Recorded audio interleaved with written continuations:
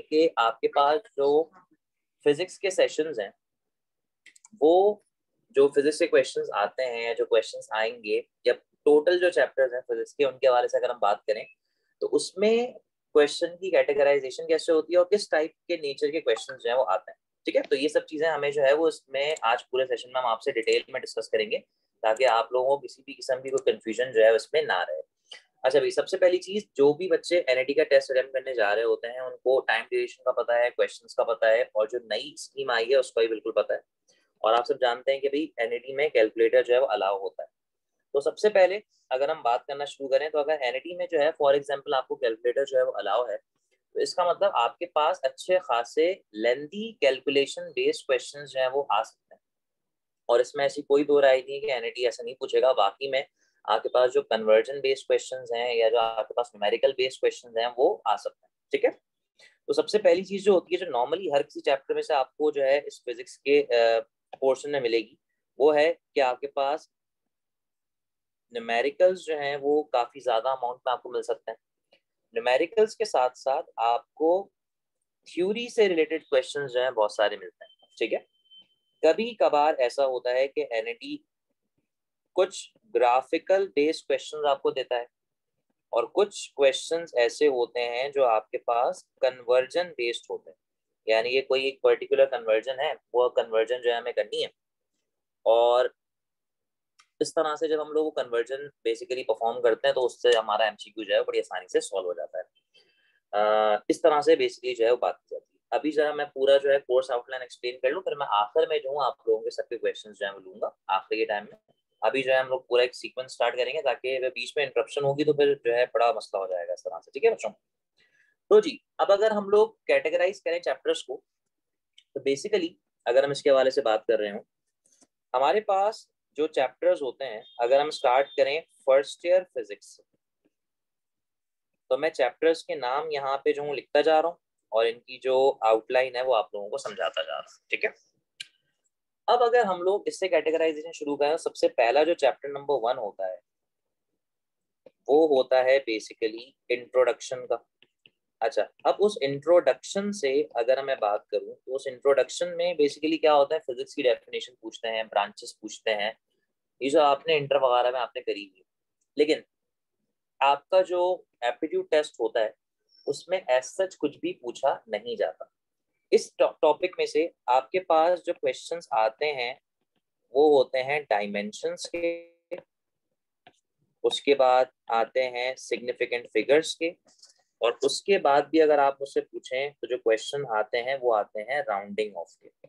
अच्छा, rounding off और significant figures ये दो ऐसे टॉपिक्स हैं, ये आपको फिजिक्स में ही मिल सकते हैं और केमिस्ट्री में भी मिल सकते हैं। ठीक है, लेकिन जो ये वाला टॉपिक है ये बहुत कॉमनली आप लोगों से पूछा जाता है। ठीक है, अब जैसे फॉर एग्जांपल किसी भी दो क्वांटिटीज के बारे में कह दिया जाएगा कि भाई for example let's suppose force है, आप इसकी डायमेंशन लिखें, ये पहले क्वेश्चन आया करता था। अब थोड़ा सा एनईटी ने अपना ट्रेंड चेंज किया, अब वो दो क्वांटिटीज को मिला के आपसे पूछते हैं। मिसाल वो आपसे कहेंगे कि भाई फोर्स है और फोर्स को मैंने डिवाइड कर दिया मोमेंटम से, अब इनको सॉल्व करके आप जो है इसका बेसिकली क्या बताएं, डायमेंशन बताएं।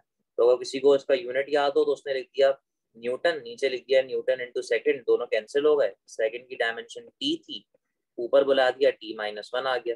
इस तरह के क्वेश्चन जो है बेसिकली आपसे जो है वो पूछे जाएंगे और आप बड़ी आसानी से इनको जो है वो सॉल्व कर सकेंगे। तो सबसे पहली जो मेरी गाइडलाइन होगी इस चैप्टर के हवाले से ये होगी कि आप फिजिक्स में जितने भी फॉर्मूलाज आप लोगों ने पढ़े, चाहे वो सेकेंड ईयर के हों चाहे वो फर्स्ट ईयर के हों, सबसे पहले उनको पक्का करें और सबसे पहले उनके यूनिट्स जो है आप लोग पक्के करें, ताकि आपको डायमेंशन निकालने में जो है बहुत ज्यादा आसानी हो सके और आप बड़ी आसानी से जो है वो डायमेंशन निकाल सके और अपने क्वेश्चन को सॉल्व कर सकें। क्योंकि ये जो पोर्शन है जिस पर अभी हम लोग अभी रुक के बात कर रहे हैं, ये बहुत इंपॉर्टेंट पोर्शन है और इससे बहुत ज्यादा एमसीक्यू बन सकते हैं, चाहे वो एक फिजिकल बेस्ड टेस्ट हो या आपका ऑनलाइन टेस्ट हो, कुछ भी हो। सिग्निफिकेंट फिगर्स, राउंडिंग ऑफ की बहुत ज्यादा अहमियत है, एक या दो सवाल लाजमी तौर पर से आ रहते हैं। राउंडिंग ऑफ ऐसा इतना इंपॉर्टेंट नहीं है, लेकिन सिग्निफिकेंट फिगर बहुत इंपॉर्टेंट है। तो कोई भी एक नंबर जो है आप लोगों को लिख के दे देंगे और वो कहेंगे भी इसमें कितने सिग्निफिकेंट फिगर्स हैं, वो आप लोग जो है कैटेगराइज करके बताएं। और फिर आप लोगों ने जो है उसमें चेक करना होगा, जितने भी रूल्स आपको इंटर में सिखाए जाते हैं कि भाई जितने भी नॉन जीरो डिजिट्स होते हैं वो सारे के सारे जो है वो सिग्निफिकेंट होते हैं, जीरोस कहाँ पे सिग्निफिकेंट होते हैं कहाँ पे सिग्निफिकेंट नहीं होते, ये आपने बड़ी अच्छी तरह से जो है दिमाग में बैठाना है और इसको बड़े सुकून से इत्मीनान से जो है अप्लाई करना है। इस तरह से होता है नॉर्मली। अच्छा, टेस्ट के हवाले से अक्सर बच्चों के दिमाग में सवाल रहता है कि सर टेस्ट जो है वो क्या गिवन टाइम में जो है वो हो जाएगा? तो टेस्ट का पैटर्न जो है एनईटी हमेशा इस तरह से रखता है कि पहले भी हो जाता था और अभी हम लोग जब भी पास्ट अगर हम देखें पास्ट ईयर्स में तो जितने भी टेस्ट हुए हैं आज तक कभी, वो अलग बात है कि बच्चा कंफ्यूज हो जाए, पैनिक हो जाए और वो अपने टाइम को जो है वो सही तरीके से कंफर्म आउट ना कर सके, यूज ना कर सके। लेकिन अगर हम नॉर्मली अगर हम एक बात करें तो उसमें ये होता है कि जितने भी टेस्ट आते हैं उसमें ऐसा नहीं कि आपको सिर्फ न्यूमेरिकल न्यूमेरिकल न्यूमेरिकल ही मिल रहा, नहीं ऐसा नहीं होता। उसमें न्यूमेरिकल के साथ साथ आपको जो है बेसिकली कुछ एमसीक्यूज थ्योरेटिकल भी मिलते हैं और बहुत सारे मिक्सचर एक तरह का मिलता है। तो एक सिंपल सा पैटर्न होता है जो हर किसी की नहीं सेम होता है, चाहे वो कोई ऑनलाइन बेस्ड टेस्ट हो चाहे वो कोई पेपर बेस्ड टेस्ट हो, तो उसमें पैटर्न जो है वो बिल्कुल सेम रखा जाता है। ठीक है, अच्छा जी।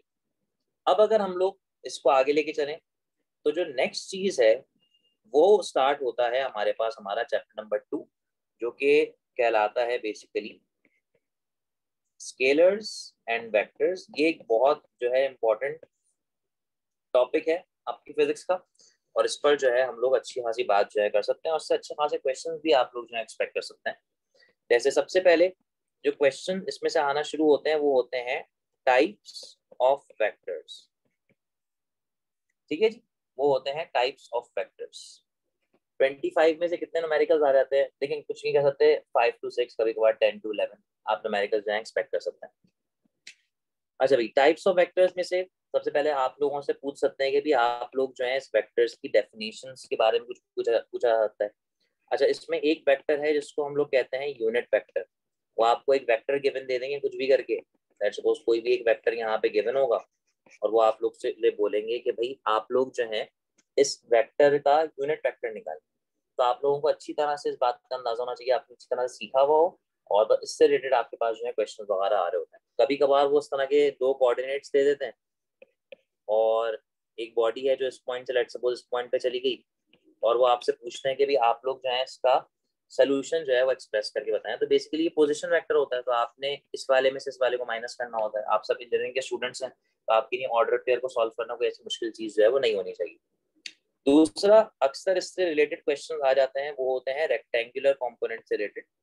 और रेक्टेंगुलर कंपोनेंट से रिलेटेड क्वेश्चन बहुत ही आसान होता है बेसिकली क्या है, वो आप लोगों को इस तरह से दे देते हैं कि भाई आपको लेट्स सपोज एक वेक्टर दे देंगे, एक ओरिजिनल वेक्टर दे देंगे, उसका कोई एंगल दे देंगे और अक्सर आप लोगों से जो है उसका वाई कंपोनेंट पूछ लेंगे। अच्छा, यहाँ पर आप लोगों ने जो है वो एक बात का बड़ा अच्छी तरह से अंदाजा रखना है। आपको एक बात याद होगी मैट्रिक में, तो आपका जो एंगल होता था वो एक्स एक्सिस से बना करता था और जो एक्स कंपोनेंट होता था उसमें कॉस आता था, वाई कंपोनेंट में साइन आता था। ठीक है, यहाँ पर जो मसला है वो अक्सर ऐसा होता है, वो आप लोगों को पैनिक में आने के बाद उसका फायदा उठाते हैं और वो करते क्या है कि वो एंगल जो है उसकी डाउन शिफ्टिंग कर देते हैं। यानी कि वो एंगल एक्स एक्सिस से बनने के बजाय वो बना देते हैं एंगल कहाँ से, वाई एक्सिस से। तो इससे ये होता है कि इससे जो फॉर्मूलाज होते हैं वो शफल डाउन हो जाते हैं, एक्स के साथ साइन आ जाता है, वाई के साथ कॉस आ जाता है। तो आपने इस तरह का बड़ा ख्याल रखना है। तो इस तरह के क्वेश्चन आप नॉर्मली जो है एनईटी के पास में जो है एक्सपेक्ट कर सकते हैं। दूसरा एडिशन ऑफ वेक्टर से रिलेटेड क्वेश्चन आते हैं। एडिशन ऑफ वेक्टर से रिलेटेड, अच्छा एडिशन ऑफ वेक्टर से रिलेटेड आप लोगों ने क्वेश्चंस किस तरीके से किए हैं? एडिशन ऑफ वेक्टर से रिलेटेड क्वेश्चंस आप लोगों ने इस तरीके से किए हैं कि एक तो आप लोगों को कोसाइन रूल अच्छी तरह से आना चाहिए। अगर मैं आपको दो वेक्टर्स दूं, दो एंगल्स दूं, तो आप उन एंगल्स को सॉल्व करके कोसाइन रूल सॉल्व करके उसका आसानी से जो है आंसर निकाल सके, सबसे पहली चीज। दूसरी बहुत इंपॉर्टेंट चीज ये होती है कि आप लोगों को जो है कंडीशन बेस्ड सवाल आने चाहिए, जिसको मैं अक्सर कहता हूँ कंडीशनल क्वेश्चंस। कंडीशनल क्वेश्चंस क्या होते हैं भी? कंडीशनल क्वेश्चंस ये होते हैं कि आपसे कह दिया जाएगा तो ये दो वेक्टर्स हैं जो आपस में बराबर हैं, रिजल्टेंट आपस में बराबर है, एंगल कितना होगा? तो कोई भी बच्चा मुझसे कह सकता है सर जब भी तीन वेक्टर्स मिलते हैं तो एक ट्रायंगल बनता है और तीनों वेक्टर्स के दरमियान का जो एंगल होता है वो अगर क्लॉकवाइज मेजर करे तो 60 डिग्री होता है, एंटी क्लॉकवाइज मेजर करे तो 120 डिग्री होता है। तो ये आप लोगों को अच्छी तरीके से बात पता होनी चाहिए। ठीक है, खैर एक तो ये चीज होगी। इस तरह के क्वेश्चंस आपको एनईटी के पेपर्स में मिल जाते हैं। उसमें ऑब्वियस ही बात है आपको जो है लाजमी तौर पे कैलकुलेटर का जो है इस्तेमाल करना पड़ेगा और विदाउट कैलकुलेटर जो है ये वाला काम जो है वो सही तरीके से आप कर नहीं पाएंगे। दूसरी बहुत इंपॉर्टेंट चीज, अक्सर बच्चे जो है पैनिक कर जाते हैं, कैलकुलेटर रेडियंस में हुआ होता है और वो जो है वो सॉल्व करने पे लगे होते हैं। तो भाई लाजमी तौर पे आप लोगों ने जो है इस बात का ख्याल रखना है कि आपका कैलकुलेटर जो है वो डिग्री मोड पे हो टेस्ट के दौरान फिजिक्स के न्यूमेरिकल्स करते हुए। उसके बाद अगर हम जाएं तो मल्टीप्लिकेशन ऑफ वेक्टर्स, मल्टीप्लिकेशंस जो है वो ऐसी चीजें हैं जो आप लोगों को आगे चल के भी एनईटी के अक्सर कोर्सेज जो होंगे उनमें आपको यूज करनी पड़ेगी। बहुत सारे लोग जो है कंप्यूटर की तरफ जाएंगे तो मैटलैब वगैरह में उनको डॉट प्रोडक्ट क्रॉस प्रोडक्ट सिखाया जाएगा, यूज करना पड़ेगा, उनको सिखाया क्या जाएगा। तो मल्टीप्लिकेशन में सबसे इंपॉर्टेंट दो ही टॉपिक्स हैं, जिनमें से है डॉट प्रोडक्ट और दूसरा आपके पास बेसिकली क्या है बच्चों, क्रॉस प्रोडक्ट। ठीक है, अब करना आपने कुछ ये होगा कि जी साइंटिफिक कैलकुलेटर्स अलाउड है, प्रोग्रामेबल कैलकुलेटर्स अलाउड नहीं है, लेकिन आप लोगों के पास जो 991 ES होते हैं वो बेसिकली जो है वो अलाउड है। अच्छा भाई, डॉट और क्रॉस प्रोडक्ट में सबसे पहले तो आप दोनों की प्रॉपर्टीज अच्छी तरीके से याद कर लें कि भाई ये कम्यूटेटिव भी है, डिस्ट्रीब्यूटिव भी है, ये जो है वो खाली जो है वो क्या है, कम्यूटेटिव है। ठीक है, प्रॉपर्टीज आपने अच्छी तरीके से जो है याद कर लेंगी है। दूसरी बहुत इंपॉर्टेंट चीज, आप इनके फॉर्मूलाज को गो थ्रू कर लें। तीसरी बहुत इंपॉर्टेंट चीज, जो क्वेश्चन आपको इसमें से मिलेंगे वो होंगे प्रोजेक्शन के। प्रोजेक्शन यानी कि एक वेक्टर गिवन होगा, उसकी प्रोजेक्शन दूसरे पे निकालनी होगी, दूसरा वेक्टर गिवन होगा, दूसरे की प्रोजेक्शन पहले पे निकालनी होगी। तो प्रोजेक्शन बेस्ड सवाल जो है वो यहाँ पे आपको मिल सकता है। दूसरा, आपको जो है यहाँ से वर्क डन वाले सवाल दिए जाएंगे। आपको एक फोर्स का वेक्टर दे देंगे, एक डिस्टेंस का वेक्टर दे देंगे और आप लोगों से पूछेंगे भी आप लोग इसका जो हो वर्क निकाल के बताओ। एरिया, एरिया के वेक्टर्स आते हैं। अच्छा, कभी कभार वो लोग इस तरह से आपको परेशान करते हैं कि एक वेक्टर दे देंगे 3i + 2j - k, दूसरा दे देंगे 3i + 2j - k। ठीक है भाई, हर चैप्टर से नॉर्मली एक ही क्वेश्चन आता है, ये ऐसा कुछ भी कहीं भी रूल नहीं है। इंटर का पेपर होता, बच्चे का माइंडसेट होता तो शायद ऐसा हो सकता था, लेकिन एप्टीट्यूड में ऐसा कुछ भी नहीं है। हो उनको पूरी जो है वो क्या कहते हैं लिबर्टी हासिल है कि वो एक चैप्टर में से हो सके तो 50 क्वेश्चन बनाते हैं, हो सके तो 10 क्वेश्चन बनाते हैं, हो सकता है तो कुछ भी क्वेश्चन ना बनाए, तो ऐसा कुछ भी नहीं होता। हाँ, अब जैसे ये दो वेक्टर्स हैं, अगर इनका मैं आप लोगों से कहूँ कि भाई आप एरिया निकालो तो इनका एरिया ऑटोमेटिकली 0 आएगा। क्यों? क्योंकि इनके सारे कोऑर्डिनेट्स जो है वो सेम है and these are basically parallel vectors, तो इनका एरिया नहीं निकल सकता। तो इस तरह के क्वेश्चन आपको एनईटी में मिल जाएंगे और एरिया वाले क्वेश्चन मिल जाते हैं। अक्सर आप लोगों से पूछा जाता है I cross J cross K, इस तरह की जो प्रॉपर्टीज आती हैं किसके बराबर होती हैं। तो इस तरह के क्वेश्चन जो है वो नॉर्मली आप लोगों को स्केलर वेक्टर से जो है आसानी से मिल जाएंगे। ठीक है बच्चों, अब अगर हम इसको थोड़ा सा और आगे लेके चलें, अब हमारे पास जो चैप्टर आता है वो आता है चैप्टर नंबर 3। चैप्टर नंबर 3 जिसको हम लोग कहते हैं मोशन एंड फोर्स। ठीक है, अब मोशन और फोर्स के हवाले से अगर कुछ बात की जाए तो देखिए, मोशन और फोर्स सबसे पहले जो आते हैं वो आते हैं काइनेमेटिक्स के सवाल। काइनेमेटिक्स यानी इक्वेशंस ऑफ मोशन से रिलेटेड क्वेश्चंस आते हैं। अक्सर आपकी जो इंटर की प्रॉब्लम है, अगर आप लोग इंटर के स्टूडेंट्स हैं तो ओवरटेक वाली प्रॉब्लम जो है वो बहुत यहाँ पे कॉमनली पूछ ली जाती है। दूसरा जो है ओवरटेक की प्रॉब्लम हो गई आपके पास, जो है यहाँ पर जो है वो पूछ ली जाती है। तीसरा, अगर हम इसके हवाले से जो है बात करें, ओवरटेक के हवाले से आपके पास जो आप लोगों ने न्यूमेरिकल पढ़ा है, a car cover a distance of some meters in the particular interval 36 meters in 8/5 second of its motion। आप सबको याद होगा, आप सबने ये क्वेश्चन बहुत मुश्किल हुआ करता था आपके जमाने में फर्स्ट ईयर में, लेकिन ये कराना होता था कि ये लाजमी तौर पे जो है आता है। तो इस तरह के क्वेश्चन आपके पास आ सकते हैं। तो ये वाला जो पोर्शन है ये पूरा न्यूमेरिकल बेस्ड है, इसमें से सिर्फ और सिर्फ न्यूमेरिकल्स ही मिलने हैं आपको, लेकिन बहुत आसान होते हैं। अगर आप थोड़ी सी जो है वो लॉजिक अप्लाई करें तो आप बड़ी आसानी से न्यूमेरिकल्स को जो है वो देख सकते हैं। और जितने भी आप पास पेपर्स देखेंगे उसमें अक्सर ऐसे न्यूमेरिकल्स भी आए जो सिर्फ मैट्रिक बेस्ड क्वेश्चंस थे, यानी कि जिसमें आप लोगों ने BF = VI + KT खाली ये वाली इक्वेशन अप्लाई करनी है और आपका जो है वो आंसर बड़ी आसानी से आ जाएगा और आपको किसी किस्म की कोई परेशानी नहीं होगी। उसके बाद कभी एनडी जो है टेंशन इन अ स्ट्रिंग के क्वेश्चन पूछ लेता है, उसमें एज सच कोई भी इतना दिमाग नहीं चलाना होगा। अगर आपको फॉर्मूलाज याद हैं केस 1 के, केस नंबर 1 के और केस नंबर 2 के, तो आप इजीली जो है इसको सॉल्व कर सकते हैं। आपको बस मासेस को याद रखना होगा कि भाई केस नंबर 1 में जो है किसका मास ज्यादा होगा किसका मास कम होगा, और आपने बस खाली वैल्यूज प्लग इन करनी है और आपने आंसर जो है वहां से निकाल लेना है। ठीक है, इसके बाद जो टॉपिक आता है वो आता है मोमेंटम का।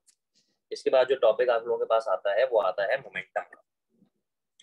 मोमेंटम में अगर हम बात करें तो पास पेपर्स में आप लोगों को ऐसे सवाल भी मिल जाएंगे जिसमें आप लोगों से जो है वो यूनिट पूछा जाएगा। आप लोगों से जो है वो यूनिट पूछ लिया जाएगा मोमेंटम का। तो बिल्कुल भी जो है परेशान होने वाली बात नहीं है, ये सिंपल से क्वेश्चंस होते हैं और आप बड़ी आसानी से जो है इनको कर सकते हैं और इन पे जो है वो बात कर सकते हैं। ठीक है,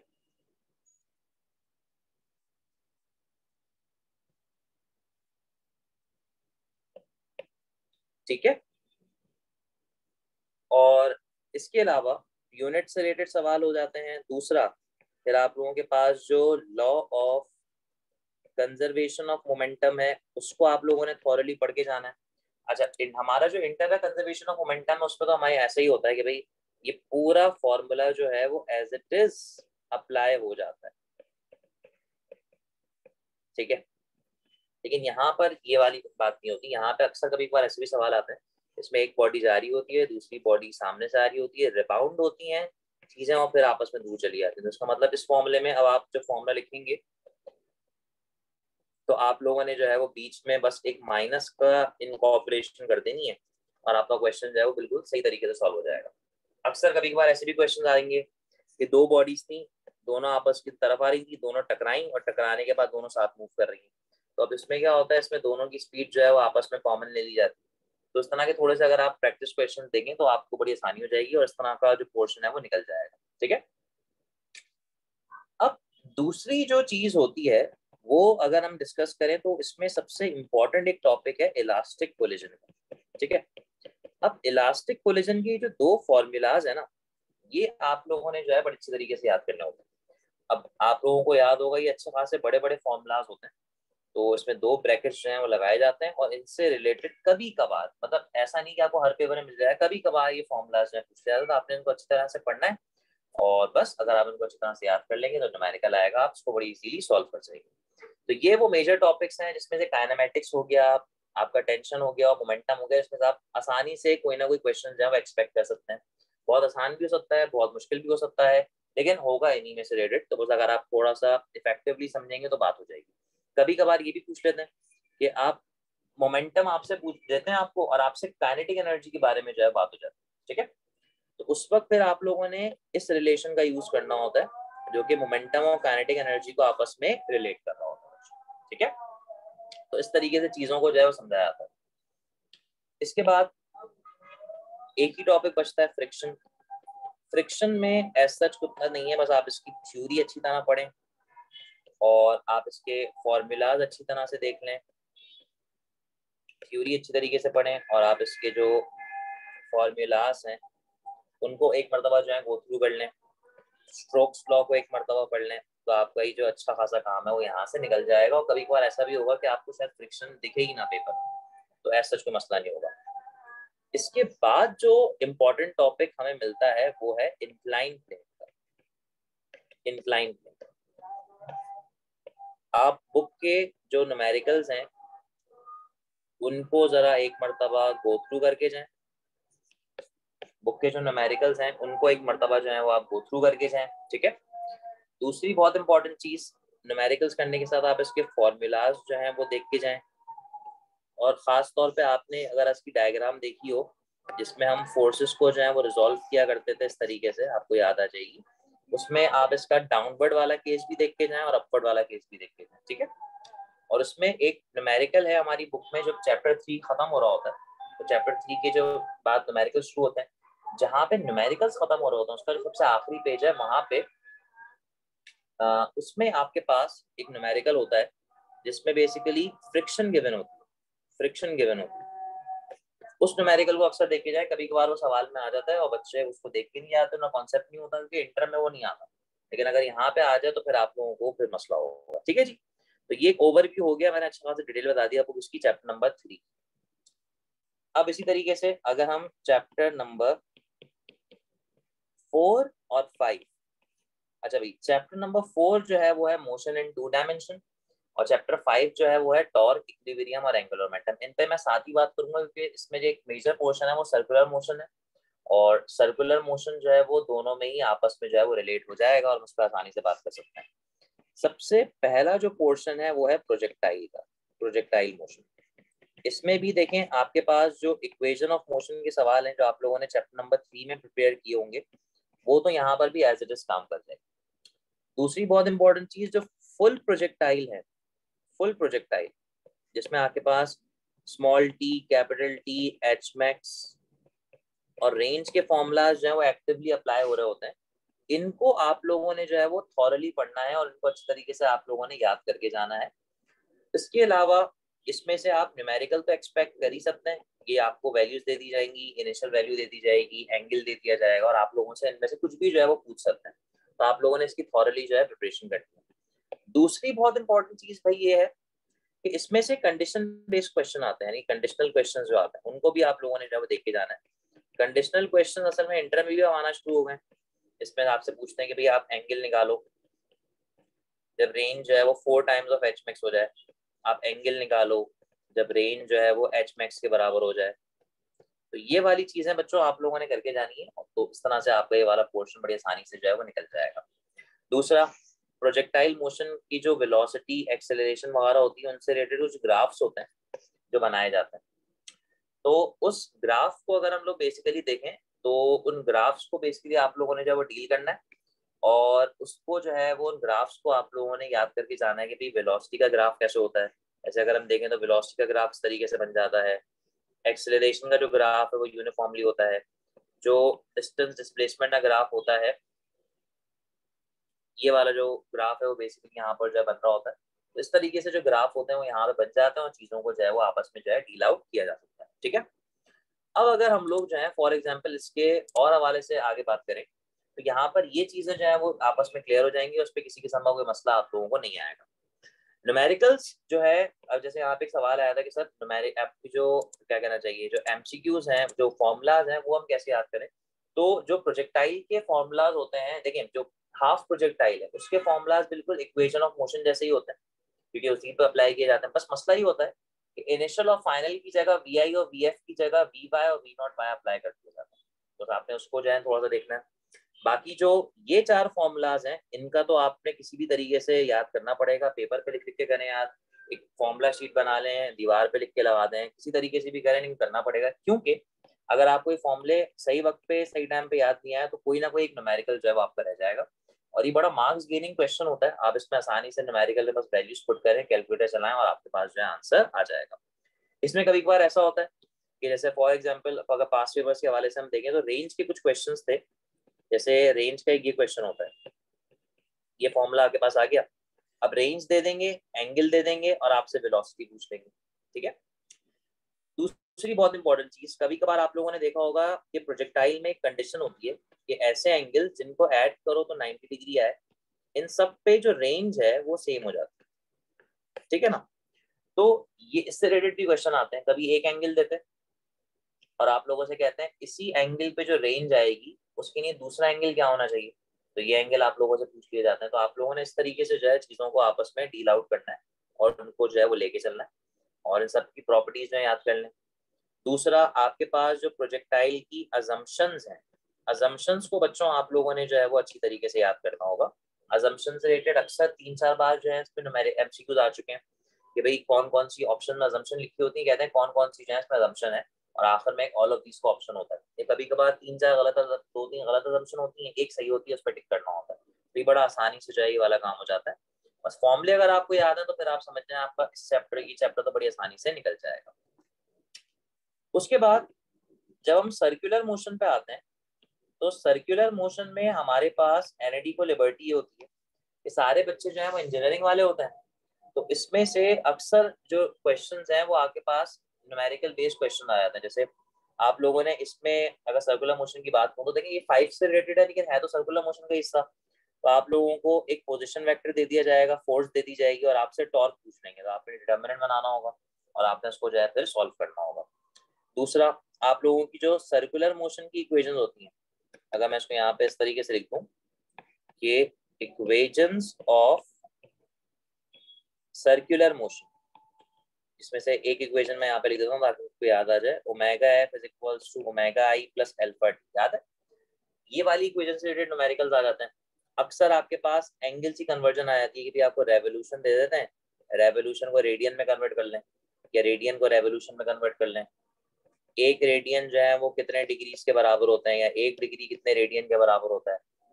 अच्छा, अगर s जो है वो r के बराबर हो जाए तो एंगल किसके बराबर होगा, 1 रेडियन के बराबर होगा। तो ये सारे रिलेटेड चीजें जो है आप लोगों ने समझनी होती हैं और इन पे जो है वो बात करनी होती है, ठीक है।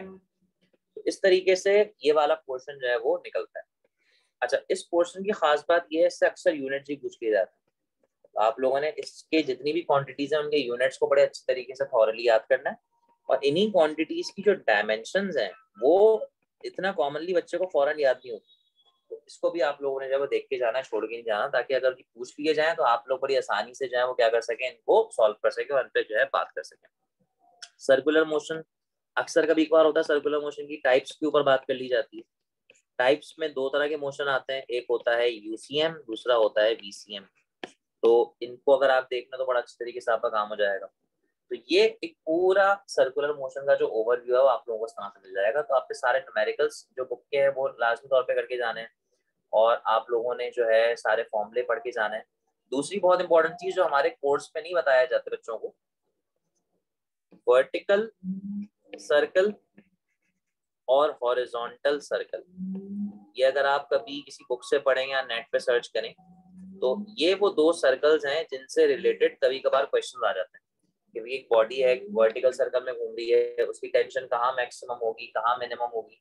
तो ये सारे क्वेश्चंस जो है आप लोग उस तरह से देख के जाएंगे तो आप लोगों की अच्छी तैयारी जो है वो सर्कुलर मोशन में हो सकती है। तो इस तरह से बस ये वाला काम जो है वो हो जाता है। कभी कभार ये होता है कि बच्चे ने ये वाले फॉर्मूले देखे हुए होते हैं, S is equals to R theta, B is equals to R omega, A is equals to R alpha. वो इनको वेक्टर की फॉर्म में पूछ लेते हैं, जैसे V is equals to R cross F, R cross omega सही है या ओमेगा क्रॉस आर सही है, A is equals to R cross alpha सही है, अल्फा क्रॉस आर सही है। तो बच्चे ने ना असल में इस तरह से याद किया होता है, लेकिन इनकी असल फॉर्म जो होती है क्रॉस प्रोडक्ट की फॉर्म में अगर मैं इनको लिखूं तो फिर इनको इस तरह से लिखा जाता है, ओमेगा क्रॉस आर, ये हो जाता है अल्फा क्रॉस आर, इस तरीके से लिखा जाता है। तो इनको भी एक मरतबा गो थ्रू करके जाइएगा ताकि आप लोग जो है इसको याद कर सकें, अगर क्वेश्चन आ जाए तो आप इसको सॉल्व कर सकें। उसके बाद 5 और 4 में सर्कुलर मोशन में यही सब चीजें होंगी, और आप इसको अगर आप पढ़ के जाएंगे तो आपको जो क्वेश्चन मिलेगा आप उसको बड़े आसानी से डील आउट कर सकेंगे। एक चीज जो मैं आपको यहाँ बताता हुआ चलूँ, जो बताना भूल गया, आप लोगों ने अक्सर ये रिलेशन देखा होगा, force is rate of change of linear momentum, और इसी तरीके से सर्कुलर मोशन में एक रिलेशन बनता है, torque is the rate of change of angular momentum, ठीक है। तो ये जो क्वेश्चंस हैं इनके रिलेटेड कुछ न्यूमेरिकल्स देख लें, कुछ एमसीक्यूज देख लें, और फिर ये वाला जो पोर्शन है वो अच्छी तरीके से पूरा हो जाएगा। उसके बाद हम बढ़ते हैं ग्रेविटेशन की तरफ। ग्रेविटेशन से आने वाले सवालों की तादाद जो है वो बहुत कम है, और बड़े स्पेसिफिक क्वेश्चन आते हैं, जिसमें से एक क्वेश्चन तो ये वाला होता है,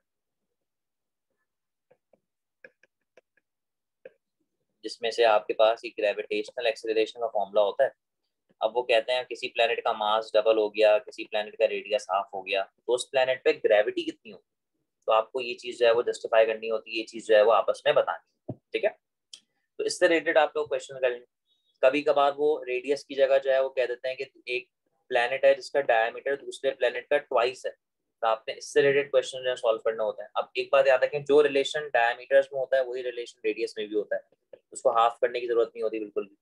ये वाले क्वेश्चन जो है आपको यहाँ पे जो है वो डील आउट करने को मिल जाएंगे, ठीक है।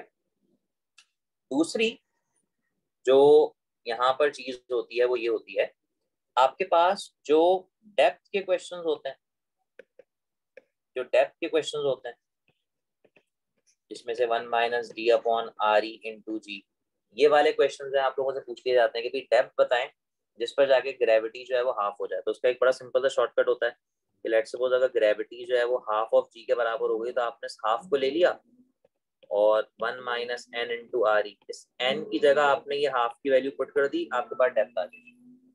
ये वाला क्वेश्चन होता है। इसी तरीके से आपके पास जो है वो हाइट वाले क्वेश्चन पूछ लिए जाते हैं, जो कि होता है 1 माइनस 2h अपॉन आर ई, ठीक है। अच्छा, वो आपसे कभी कभार ये पूछते हैं कि भाई आपके पास जो ग्रेविटी है वो कितनी हाइट पर जाके जो है वो हाफ होती है। तो उसका भी सिंपल सा शॉर्टकट बन जाता है, R E plus H is equals to under root 1 upon N into R E. N की जगह बस आपने ये हाफ की वैल्यू डाल दी, तो सेंटर से आपकी जो हाइट होगी वो आपको मिल जाएगी, और आप बड़ी आसानी से जो है 1 मिनट के अंदर ये न्यूमेरिकल सॉल्व कर सकते हैं। तो ये शॉर्टकट मैंने आप लोगों को बता दिया, ये शॉर्टकट मैंने आपको बता दिया। ये वाले क्वेश्चन जो है यहाँ पर आपको मिल जाते हैं। अच्छा, एक बड़ा कॉमन क्वेश्चन है जो आप लोगों के इंटरव्यू में पूछा जाता है कि जी की जो वैल्यू है वो किसने निकाली, कैमिस्ट ने निकाली थी। तो ये सारी वैल्यूज जो है आप लोगों से जो है वो पूछ ली जाती हैं, ठीक है। इस तरह से जो है वो यहाँ पे काम किया जाता है। दूसरा, वेटलेसनेस के जो टॉपिक्स हैं जिसमें आप लोगों ने 3 फॉर्मूलाज जो है वो देखे। इसमें से एक तो ये फॉर्मूला था m इंटू जी प्लस ए और दूसरा था m इंटू जी माइनस ए। बहुत कभी कभार ऐसा होता है कि इसमें से कोई क्वेश्चन आ जाए और कभी कभार ऐसा होता है क्वेश्चन ना भी है।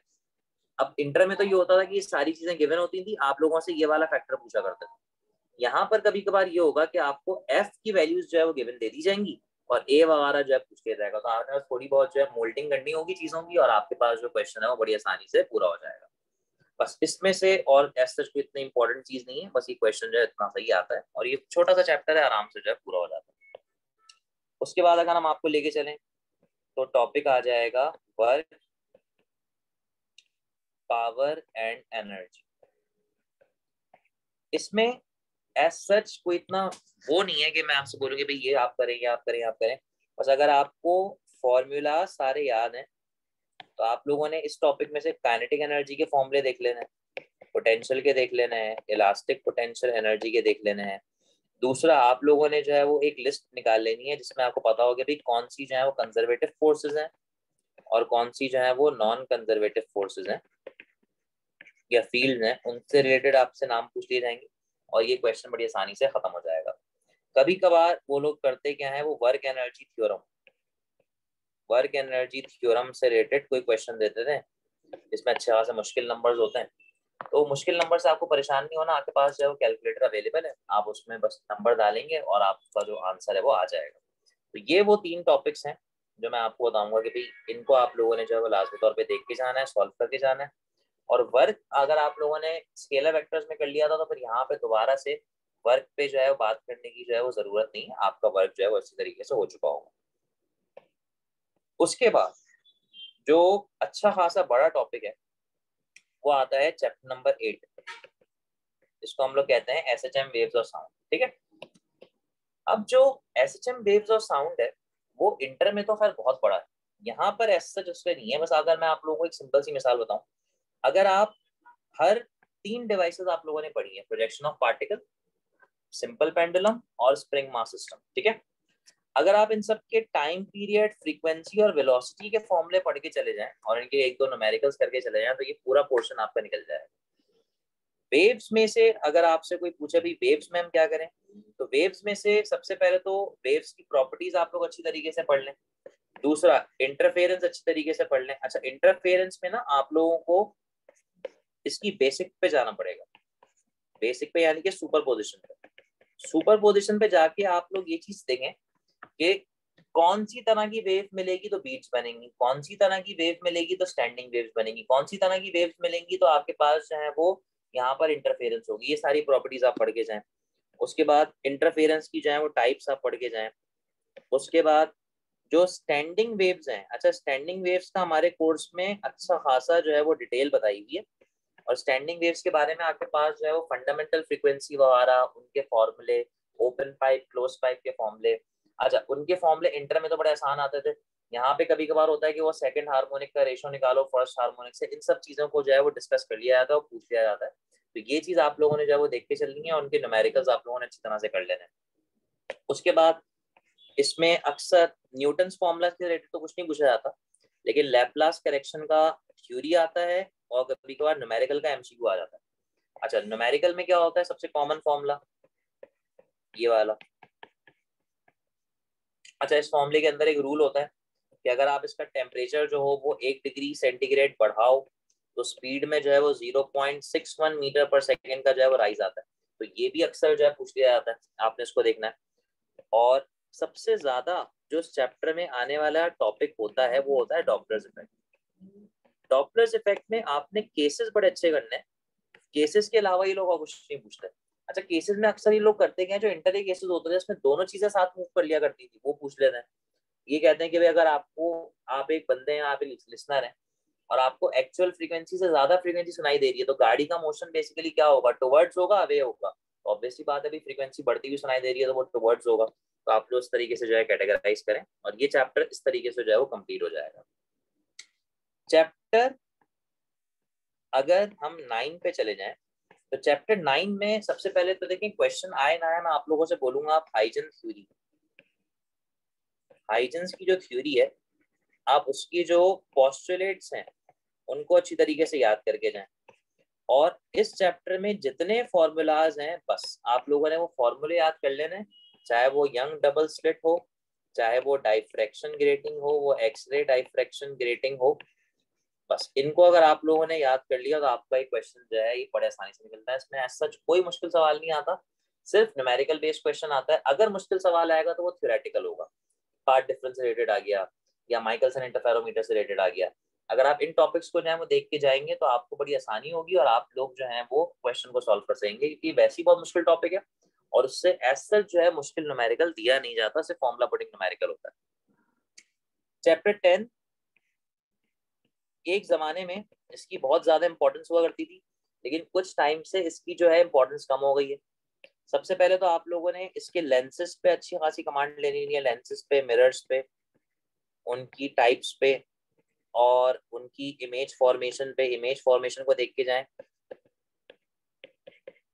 और इसके जो मैग्निफिकेशन के फॉर्मूलाज हैं, मैग्निफिकेशन के जो फॉर्मूलाज होते हैं वो आप लोगों को अच्छी तरीके से याद करके जाना है। मैग्निफिकेशन किसकी भी, सारी डिवाइसेस की, simple microscope, compound microscope, astronomical telescope.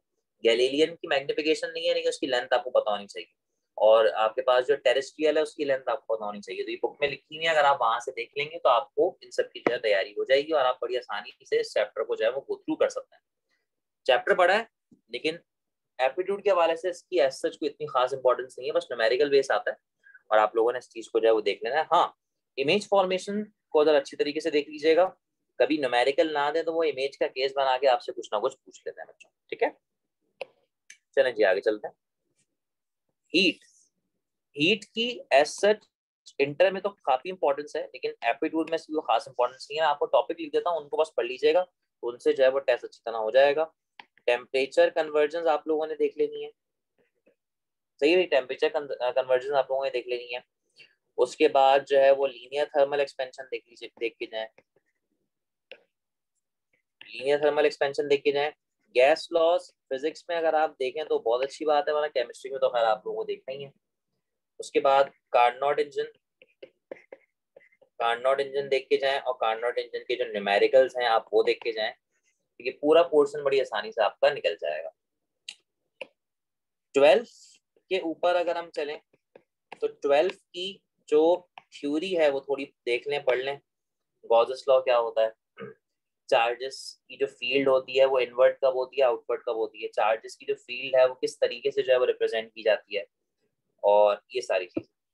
दूसरी बहुत इंपॉर्टेंट चीज, आपके पास जो इलेक्ट्रिक फील्ड इंटेंसिटी है उसके फॉर्मूले अच्छी तरह से देखें, और उसके न्यूमेरिकल जो आपकी बुक में गिवन है उनको अच्छी तरीके से जो है वो पढ़ के जाएं, क्योंकि उससे रिलेटेड बहुत सारे सवाल जो है वो यहाँ पे पूछ लिए जाते हैं।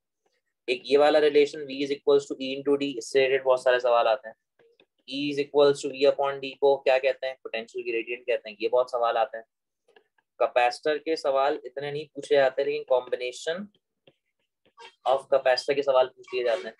इसी तरह कॉम्बिनेशन ऑफ कैपेसिटर के साथ कॉम्बिनेशन ऑफ रेजिस्टर के सवाल ही पूछ लिए जाते हैं। इवन तो कि 13 का टॉपिक है, लेकिन मैंने कहा इसको यहीं पे कंक्लूड कर दूं ताकि वहां पर मुझे बताने की जरूरत नहीं पड़ेगी, ठीक है। तो ये चीजें आप लोगों को जो है पढ़नी होगी। दूसरा डायलैक्ट्रिक देख के जाएगा, भाई डायलैक्ट्रिक क्या होता है, सबसे ज्यादा डायलैक्ट्रिक कांस्टेंट किसका होता है, सबसे कम किसका होता है, डायलैक्ट्रिक में अगर पोलराइजेशन हो तो वो क्या कहलाती है। तो ये सारी चीजें जो है आप लोगों ने इस चैप्टर से जो है वो कवर करनी है। इसी का जो ट्विन चैप्टर है वो है चैप्टर नंबर 13। चैप्टर नंबर 13 कहने को तो बहुत छोटा चैप्टर है, लेकिन इस पे सवाल बहुत सारे बनते हैं।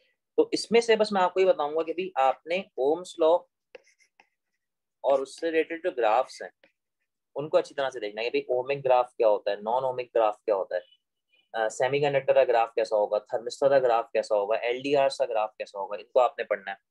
दूसरा आप लोगों ने जो है वो कॉम्बिनेशन ऑफ रेजिस्टर्स की थ्योरी तो कुछ नहीं पढ़नी है, आपने उसके न्यूमेरिकल्स जो है देख के जाना है। आपको इक्विवेलेंट निकालना आता हो, अगर आपको कोई भी सर्किट मिल जाए तो आपको उसमें से करंट निकालना आता हो, वोल्टेज निकालना आता हो, और आखिर में ईएमएफ जो है वो देख लीजिएगा। कभी कभार ईएमएफ पूछते हैं, कभी नहीं पूछते। अच्छा, पावर डेसिपेशन को मैंने अलग से कंक्लूड नहीं किया, पावर डेसिपेशन का टॉपिक मैंने इसी में मिला दिया कि भाई पावर डेसिपेशन से रिलेटेड आपको इसी में जो है वो सब चीजें जो है मिल जाएंगी, ठीक है ना।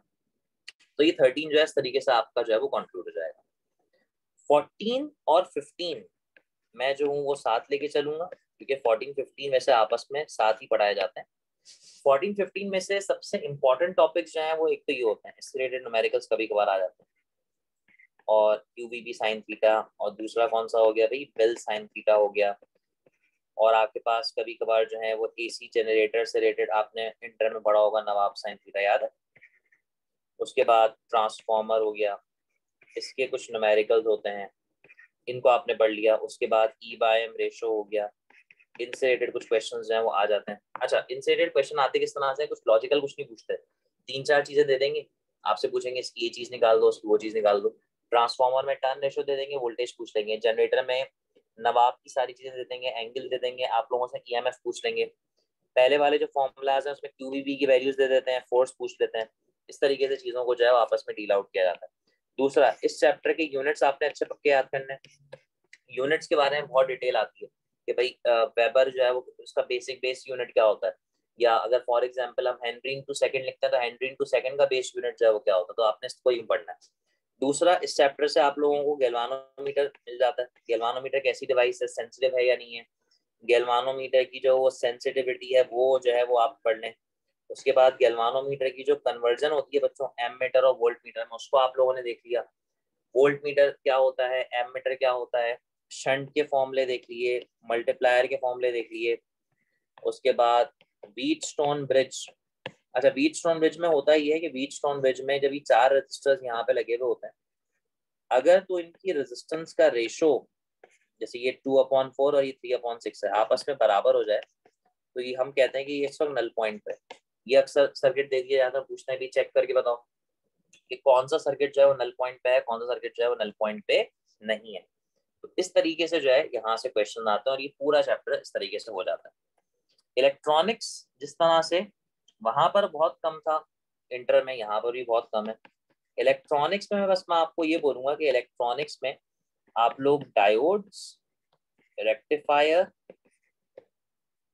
और एम्पलीफायर, इनकी बस थ्योरी पढ़ के जाएं, थ्योरी पढ़ लें। और थ्योरी पढ़ें तो फिर ऐसे पढ़ें कि आप कुछ भी चीज से रिलेटेड जो है ना छोड़ें, तो आपका ये टॉपिक बड़ी आसानी से निकल जाएगा।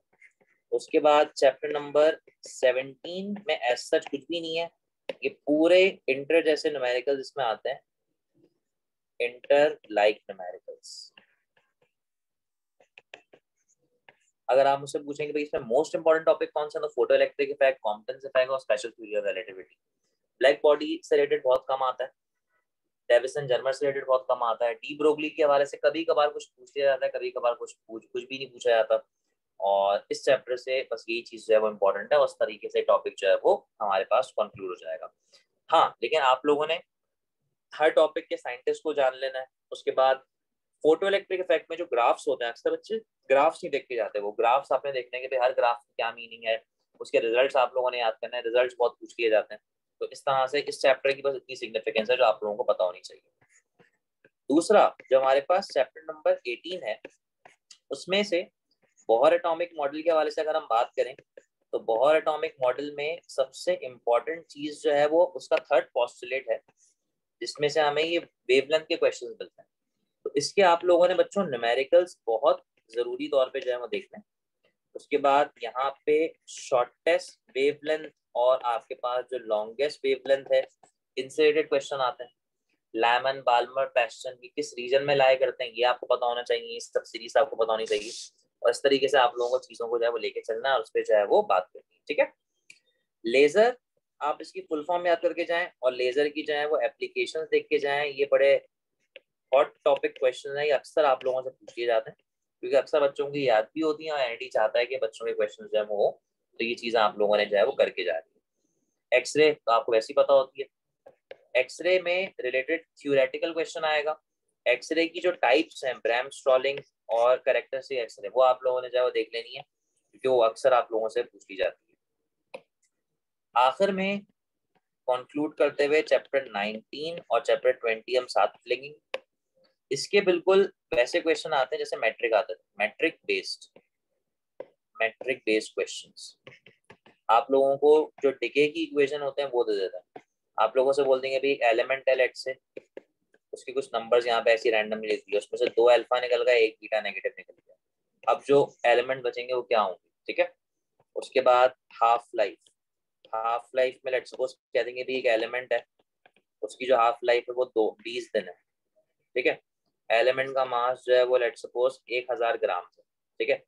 तो 4000 डेज अगर गुजर जाएंगे तो मास कितना बचेगा, या चले 4000 अगर बहुत ज्यादा हो गया तो लेट्स सपोज अगर हम करें तो 400 दिन अगर गुजर जाए तो मास जो है वो कितना बचेगा। उसके बाद आप लोगों से ये पूछ सकते हैं कि भी जो रेडियो एक्टिविटी होती है उसका जो ग्राफ होता है उसका ट्रेंड कैसा होता है। या आप लोगों से ये पूछ सकते हैं कि जो नंबर ऑफ पार्टिकल्स होते हैं ये किसकी इक्वेशन है। अक्सर इसमें ये लैम्डा पूछ लेते हैं बच्चे, अक्सर लैम्डा को वेवलेंथ समझते हैं, लेकिन यहाँ पर ये जो है वो डीके कांस्टेंट होता है, ठीक है ना बच्चों। तो ये चीजें आप लोगों ने पढ़ के जानी है। इसका जो आखिरी का पोर्शन होता है वो होता है न्यूक्लियर रिएक्शन। इसका जो आखिरी का पोर्शन होता है वो होता है न्यूक्लियर रिएक्शन का। उसको बस एक मर्तबा जो है वो रीड आउट करके जाएं तो ये आपका काम जो है वो हो जाएगा। इसी से रिलेटेड एक चीज होती है जो अगर 20 में चले जाए तो आपके पास 2 चीजें हैं, जिसमें से एक का आपके पास होता है गीगर मोलर काउंटर और क्लाउड चेम्बर। इनको अगर मैं बताऊं तो इनके बस आपने यूजेस देख लेने। अच्छा आजकल एक बड़ा क्वेश्चन और देने लगे हैं, इनके अंदर जो गैसेस होती है ना उनको जरा पढ़ के जाइएगा, ठीक है। दूसरी बहुत इंपॉर्टेंट चीज, इनके अंदर जो गैस के पैटर्न बनते हैं कि अल्फा का पैटर्न कैसा होता है, बीटा का पैटर्न कैसा होता है, गामा का पैटर्न कैसा होता है, वो आप लोगों ने जो है वो देख के जाना है, ठीक है। तो ये वाला काम जो आप यहाँ से जो है वो बड़ी आसान तरीके से जो है वो कर पाएंगे। सही है जी। एक तो ये सब चीजें आप लोगों के पास हो गई। दूसरा इसमें जो बायोलॉजिकल है ये बड़ा इंपॉर्टेंट है, ये अक्सर बच्चों को पता भी नहीं होता है और अक्सर बच्चे इस पे ध्यान भी नहीं देते। आप लोगों ने बुक से रीड करके जाना है biological uses of radio isotopes. तो ये आप लोगों ने चाहे पढ़ के जाना है कि मेडिकल में कौन सा आइसोटोप यूज होता है, आयोडीन थायराइड के लिए यूज किया जाता है, क्या सोडियम किसमें यूज किया जाता है ब्लड फ्लो को चेक करने के लिए, इनको पढ़ लीजिएगा और ये काम कर लीजिएगा। दूसरा अल्फा बीटा गामा की प्रॉपर्टी से रिलेटेड सवाल आते हैं, कौन सा जो पार्टिकल है वो ज्यादा आयोनाइजिंग है, कौन सा ज्यादा पेनिट्रेटिंग है, किसकी स्पीड इलेक्ट्रॉन की स्पीड किसकी स्पीड जो है वो स्पीड ऑफ लाइट के बराबर होती है, such kind of these things. इस तरह से ये पूरा मैंने आप लोगों को एक कोशिश करी कि भाई जितना मैं मैक्सिमम बता सकूं। और इस तरह से आप लोगों का जो कोर्स है फिजिक्स का वो पूरा वाइंड अप हो जाता है यहाँ पे पूरा डिस्कशन इस पे।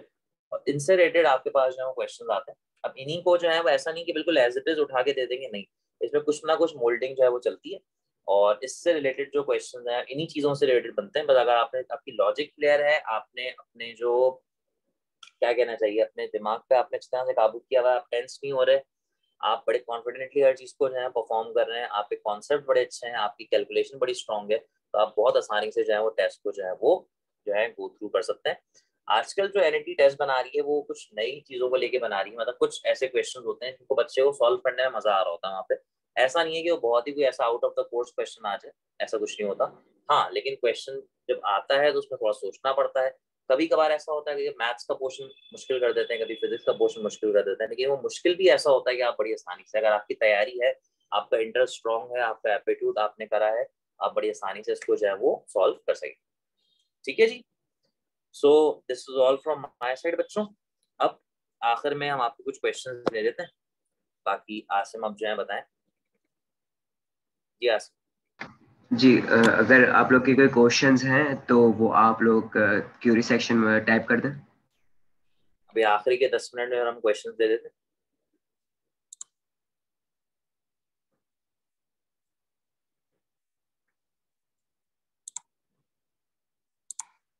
हाँ जी।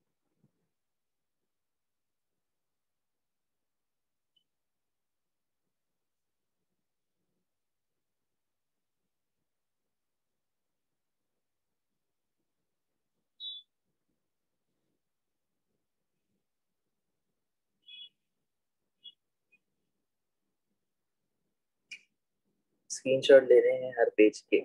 अच्छा अब मैं आसिम से पूछता हूँ, आसिम ये हम अपने जो फेसबुक का पेज है उस पर ये पूरी स्लाइड शेयर कर सकते हैं? बच्चे कह रहे हैं उनको स्क्रीनशॉट जो है वो लेने, अगर ये शेयर हो जाएगी तो ज्यादा बेहतर हो जाएगा। कर सकते हैं जी हम ये बिल्कुल, शेयर? हम लोग जो है इसको शेयर कर देंगे, बिल्कुल आप मुझे सेंड कर ठीक है, देंगे। हम ये शेयर करवा देंगे बच्चों। और पूछे।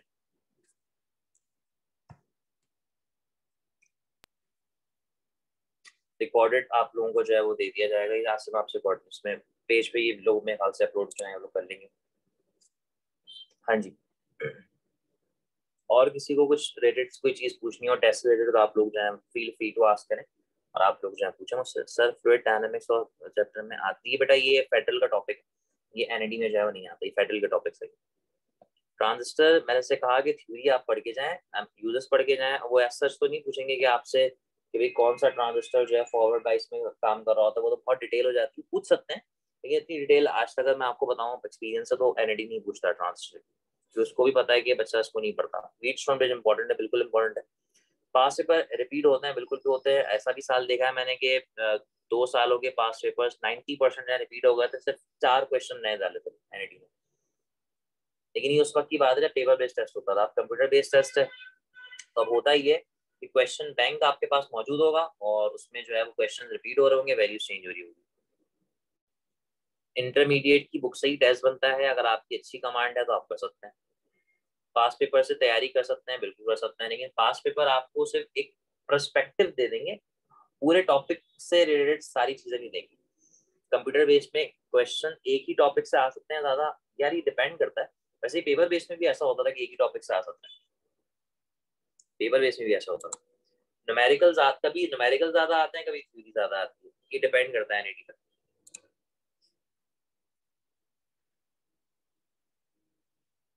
एमसीक्यूज की आप कोई भी किसी भी अच्छी आप बुक शॉप से जाए, कोई भी आपको लगे कि भाई एनईटी के हवाले से बुक्स मिल जाती हैं, आप वो ले सकते हैं जिसमें से आपको थॉरल एमसीक्यूज मिल जाए।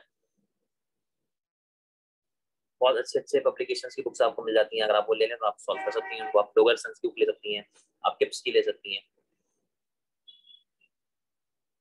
जी आप उसकी भी ले सकती हैं, मनीष हुसैन की बुक्स ले सकती हैं। टाइम लिमिट होती है, टाइम लिमिट होती है, मतलब टोटल टाइम जो दिया जाता है, ऐसा नहीं है कि हर क्वेश्चन पे 1-1 मिनट दिया हुआ, ऐसा कुछ नहीं होता।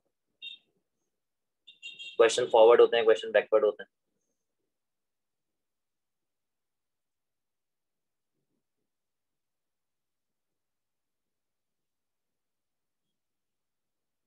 मार्क्स कितने मार्क्स पे पास किया जाता है, कितने मार्क्स का तो अभी क्राइटेरिया नहीं रहा, जितने मैक्सिमम आप करें 50% से तो आपको ज्यादा लाने होते हैं।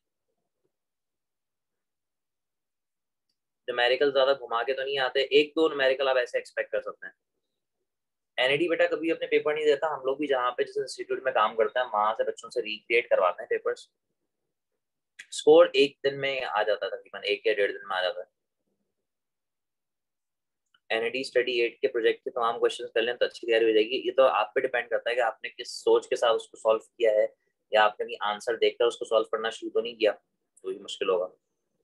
अनडैम्प्ड पेंडुलम जो आपका जो फ्री पेंडुलम होता है उसी को बेसिकली कहा जाता है, जो नॉर्मली सिंपल पेंडुलम पढ़ते हैं।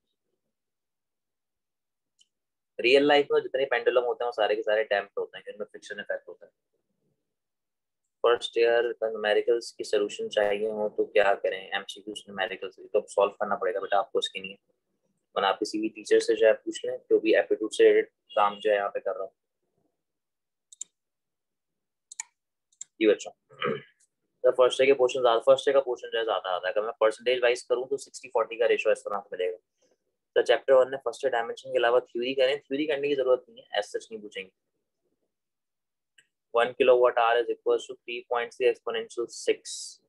अगर आपके पास कैलकुलेटर है तो आप 9.8 रखें, बिल्कुल।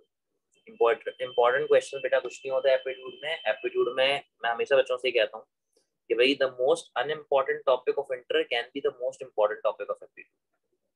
ब्लैक बॉडी रेडिएशन बिल्कुल पढ़ के जाएं, उसके लॉस पढ़ के जाएं, उनके फॉर्मूलाज पढ़ के जाएं। साइंटिस्ट के नेम्स तो ऐसे नहीं आते। 991 EX अलाउ है, बिल्कुल अलाउ है, क्योंकि वो प्रोग्रामेबल नहीं है, it's basically a simple kind of most advance form of scientific calculator. Section अपनी एक बुकलेट होती है आपको, अब तो खैर बुकलेट नहीं होगी, क्वेश्चन होंगे तब तो क्वेश्चन में ये होगा आप कंप्यूटर को कितना आप स्क्रॉल डाउन करेंगे, तो जो सेक्शन आपके पास आता है, लेकिन आप कर सकते हैं सेक्शन वाइज क्वेश्चन अटेम्प्ट कर सकते हैं। रिड्यूस टेबल्स के टॉपिक आएंगे, सारे टॉपिक्स आएंगे। एनईडी कभी भी रिड्यूस टेबल्स को फॉलो नहीं करेगा। मैक्सिमम कितनी देर में फिजिक्स का पोर्शन खत्म करना चाहिए, देखिए भाई 2 घंटे का अगर टेस्ट है तो फिजिक्स अगर आप 45-45 मिनट के हिसाब से आधे आधे घंटे के हिसाब से करें तो हो जाएगा। 25 क्वेश्चन है और 25 क्वेश्चन के लिए अगर आपने आपको 30 मिनट दें तो हो सकता है। रफ शीट्स आपको 2 जो है वो मिल जाती हैं एनईडी की तरफ से, ठीक है, अपनी भी एहतियातन लेके जाएंगे, कुछ पता नहीं होता सर, टाइम इतना कम रह गया है, प्रिपरेशन कैसे करें प्लीज गाइड करें। देखिए सबसे पहले तो आप एक दिन बैठें, हर चैप्टर उठाएं, हर चैप्टर की थ्योरी रिवाइज करें। सबसे पहले कोई बुक ले लें जिसमें आपको एमसीक्यूज मिल जाए, वो करना जो है शुरू करें। पास पेपर्स ले लें एनईडी के, वो करना शुरू करें, और इस तरह से प्रिपरेशन जो है वो अपनी स्ट्रॉन्ग करें, और चीज़ों को जो है बाकी में गो थ्रू करें, चीज़ों को रिवाइज करें। अगर आप डायरेक्टली जाके बैठ जाएंगे तो फिर बड़ा परेशान हो जाएंगे। ये एक तरीका है, इस तरीके से जो है आराम से प्रिपरेशन आप हो जाती है। यानी कि इंटर आप पूरा जो है रिवाइज करें, फॉर्मूला पढ़ लें, कॉन्सेप्ट पढ़ लें, और जो थ्योरी वगैरह से रिलेटेड चीज़ें होती हैं वो पढ़ लें, तो ये बड़ा अच्छी तरह से आपका काम जो है हो जाए। ठीक है जी।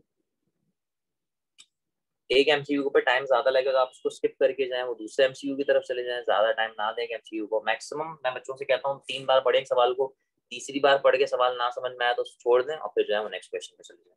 फिर जब बाकी सारे क्वेश्चन हो जाए तो फिर आप लोग जो है फर्स्ट क्वेश्चन पर आ जाए। नॉर्मल प्रिपरेशन करें तो बेटा उसको तो कहना मुश्किल है। अक्सर बच्चे ऐसे देखें जो बड़ा सिंपल सा प्रिपरेशन करते हैं, अच्छे मार्क्स ले आते हैं। ये पेपर पे भी डिपेंड करता है। सवाल कुछ ना आ रहा हो तो तुक्का लगा सकते हैं, क्योंकि नेगेटिव मार्किंग नहीं, नेगेटिव मार्किंग है, तो छोड़ के तो कुछ भी नहीं आना आप लोगों ने।